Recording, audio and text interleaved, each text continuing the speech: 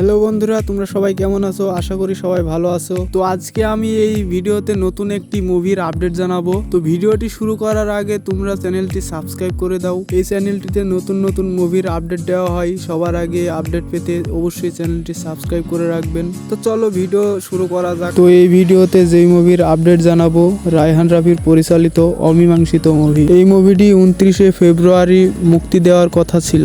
রায়হান রাফি পরিচালিত অমীমাংসিত চলচ্চিত্রটি সেন্সর বোর্ডে আটকে আছে।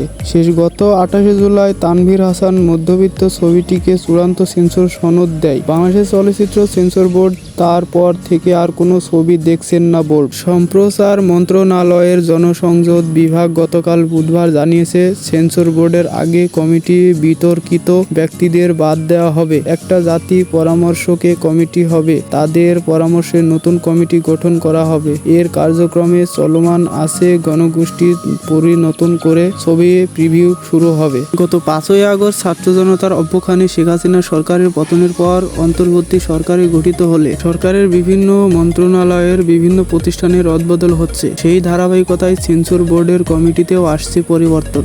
বাংলাদেশ চলচ্চিত্র সেন্সর বোর্ডের গঠন হতে যাচ্ছে। আগামী সপ্তাহে তথ্য ও সম্প্রচার মন্ত্রণালয় থেকে এমন একটি নির্দেশনা আসতে পারে। সেন্সর বোর্ডের একটি সূত্র প্রথম আলোকে খবরটি নিশ্চিত করেছে বলে জানা গিয়েছে। তো বন্ধুরা, এই মুভিটি দেখার জন্য তোমরা কতটা আগ্রহী তা কমেন্ট বক্সে জানিয়ে দাও। ভিডিওটি ভালো লাগলে অবশ্যই সাবস্ক্রাইব করে আমার পাশে থাকবেন। দেখা হবে নতুন কোনো ভিডিওতে। সে পর্যন্ত ভালো থাকবেন। খোদা হাফেজ।